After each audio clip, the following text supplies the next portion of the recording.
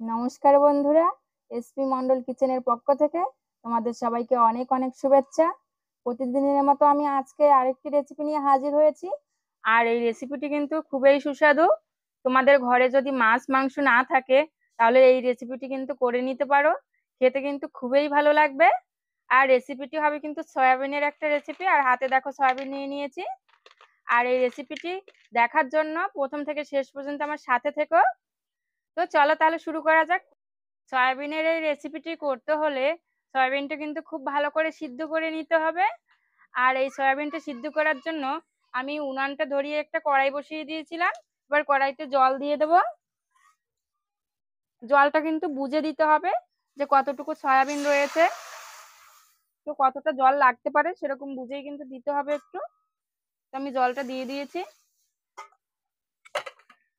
এবারে জলটা একটু গরম করে নেব। জলটা কিন্তু খুব ভালো করে গরম হয়ে গেছে। আর যখন দেখবে এরকম জলটা গরম হয়ে গেছে তখন কিন্তু সয়াবিন গুলো দিয়ে দিতে হবে। তো আমি সয়াবিন গুলো দিয়ে দিচ্ছি। আর এই সয়াবিন গুলো দিয়ে এবার খুব ভালো করে সিদ্ধ করে নিতে হবে। তো আমি খুব ভালো করে সিদ্ধ করে নিচ্ছি। সয়াবিনটা দেখো খুব সুন্দর করে সিদ্ধ হয়ে গেছে আর কতটা ফুলে গেছে। আর এরকম সিদ্ধ হয়ে গেলে কিন্তু নামিয়ে নিতে হবে। তো আমি নামিয়ে নিচ্ছি। আর সব সয়াবিনটা নামিয়ে ঠান্ডা করে নিতে হবে। তো আমি নামিয়ে একটু ঠান্ডা করে নিচ্ছি।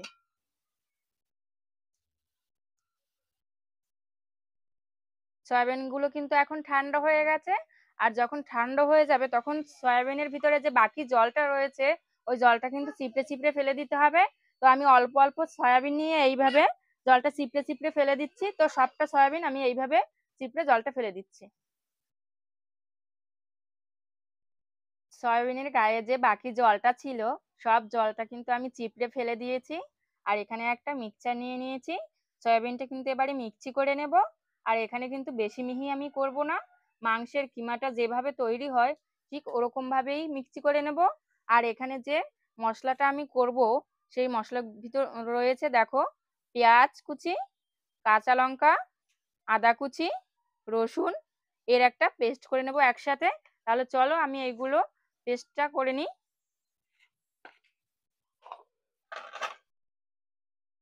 এখানে দেখো বাটা মশলাটা কিন্তু খুব সুন্দর করে পেস্ট করে নিয়েছি। আর সয়াবিনটা দেখো মাংসর কিমার মতো করে নিয়েছি।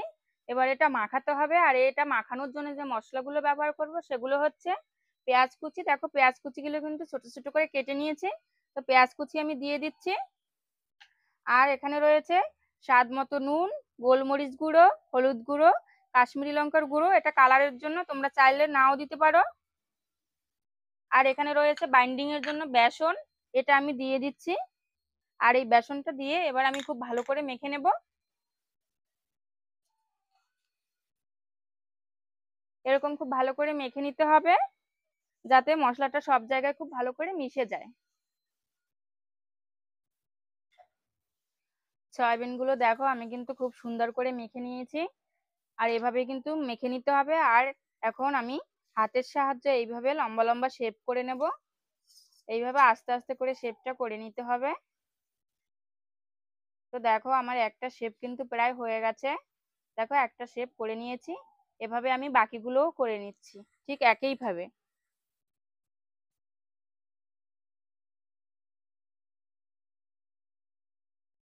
সব সয়াবিন গুলো দিয়ে দেখো আমি এইভাবে কিন্তু মুঠো মুঠো করে বানিয়ে নিয়েছি। এবারে কিন্তু এটা ভেজে নিতে হবে। আর এটা ভাজার জন্য আমি উনানে একটা কড়াই বসিয়ে দিয়েছি। আর কড়াইটা কিন্তু খুব ভালো করে গরম হয়ে গেছে। তো এবার তেল দিয়ে দিতে হবে। তো আমি তেলটা দিয়ে দিচ্ছি। তেলটা দিয়ে তেলটাও কিন্তু একটু গরম করে নেব। তো আমি তেলটা গরম করে নিচ্ছি।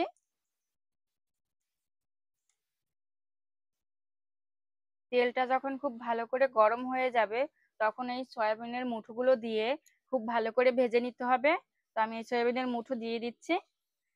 প্রথমে আমি কিন্তু বেশি দেব না, আমি প্রথমে 3টে মুঠো দিয়ে দিচ্ছি। এবারে এটা খুব ভালো করে ভেজে নেব একটু লাল লাল করে। তাহলে চলো ভেজে নিই। এইভাবে কিন্তু আস্তে আস্তে জাল দিয়ে উল্টে পাল্টে চারপাশটাই কিন্তু লাল লাল করে ভেজে নিতে হবে যাতে চারপাশটা ঠিক সমানভাবেই হয়।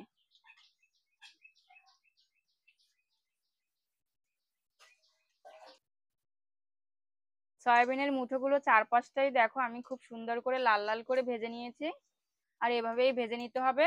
এবার আমি তুলে নিচ্ছি একটা বাটিতে। আর বাকিগুলোও ঠিক একইভাবেই ভেজে নেব।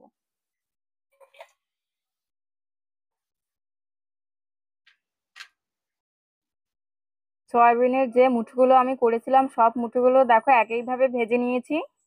এবার আমি এই রেসিপিটিতে আলু ব্যবহার করব। এখানে আমি 3টে মাঝারি সাইজের আলু কেটে নিয়েছি লম্বা লম্বা করে। এটা আমি দিয়ে দেব। আর হ্যাঁ, তোমরা কিন্তু চাইলে আলু ব্যবহার নাও করতে পারো। আমি আলুটা দিয়ে দিচ্ছি। আর দিয়ে দেবো সামান্য নুন এবং হলুদ। এটা দিয়ে আমি এখন লাল লাল করে ভেজে নেব। তো আমি ভেজে নিচ্ছি। আলুগুলো কিন্তু আমি খুব সুন্দর লাল লাল করে ভেজে নিয়েছি। দেখো খুব সুন্দর লাল লাল হয়ে গেছে। তো এবার আমি নামিয়ে নিচ্ছি। সব আলুটাই নামিয়ে নেব।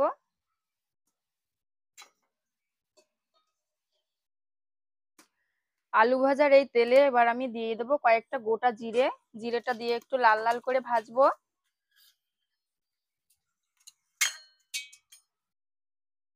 জিরেটা আমি একটু লাল লাল করে ভেজে নিয়েছি। এবার আমি দিয়ে দেবো টমেটো কুচি। এখানে মাঝারি সাইজের একটা টমেটো কুচি করে নিয়েছি। এটা দিয়ে দিচ্ছি।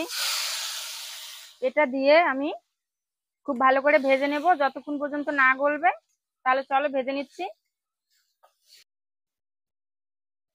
টমেটোটা কিন্তু খুব সুন্দর করে গলে গেছে। এবার আমি দিয়ে দেব আদা, রসুন, কাঁচা লঙ্কা এবং পেঁয়াজ যে বাটা করেছিলাম ওই মশলাটা দিয়ে দিচ্ছি। এটা দিয়েও খানিকক্ষণ আমি নেড়ে নেব, একটু ভেজে নেব। মশলাটা আমি কিছুক্ষণ ভেজে নিয়েছি। এবারে আমি দিয়ে দেব মশলা কষানোর জন্য সামান্য জল।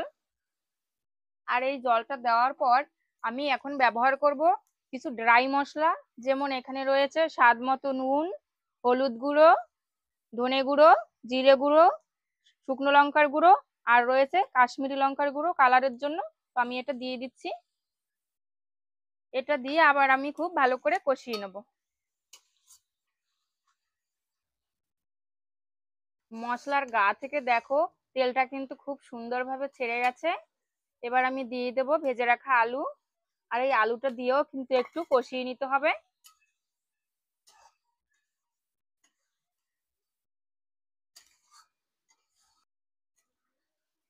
মশলার সাথে কিন্তু আলুটা আমি খুব ভালো করে কষিয়ে নিয়েছি। আর এভাবেই কিন্তু কষিয়ে নিতে হবে। এবার দিয়ে দিতে হবে গ্রেভির জন্য জল। তো আমি দিয়ে দিচ্ছি। যেহেতু আমি আলুটা একটু কষিয়ে নিয়েছি ভাজার পরে, তো এখানে আমি জল বেশি ইউজ করব না। এখানে আমি 2 মগ জল দিয়ে দিয়েছি। এবার আমি আলুটা খুব ভালো করে ফুটিয়ে নেব। আলুগুলো কিন্তু খুব সুন্দর গলে গেছে দেখো, একদমই গলে গেছে। আর যখন দেখবে যে আলুগুলো এভাবে সুন্দর গলে গেছে, তখনই দিয়ে দিতে হবে সয়াবিনের মুঠোগুলো ভেজে রাখা। তো আমি দিয়ে দিচ্ছি, এক এক করে সবগুলোই দিয়ে দিচ্ছি। সয়াবিনের সব মুঠোগুলো দেওয়ার পর এভাবে খুব আস্তে করে নেড়ে নিতে হবে। তো আমি কিছুক্ষণ ফুটিয়ে নিচ্ছি এভাবে আস্তে আস্তে। সয়াবিনের রেসিপিটা কিন্তু আমার প্রায় হয়ে এসছে। আর যখন প্রায় হয়ে আসবে তখন দিয়ে দিতে হবে সামান্য গরম মশলা। তো আমি সামান্য দিয়ে দিচ্ছি গরম মশলা। আর সব স্বাদটাকে ব্যালেন্স করার জন্য দিয়ে দিতে হবে সামান্য চিনি। তো আমি সামান্য চিনি দিয়ে দিচ্ছি।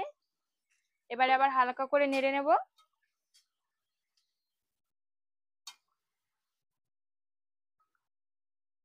তৈরি হয়ে গেল আমার দারুণ স্বাদের সয়াবিনের রেসিপি। তো এবার নামিয়ে নিতে হবে। তো আমি নামিয়ে নিচ্ছি।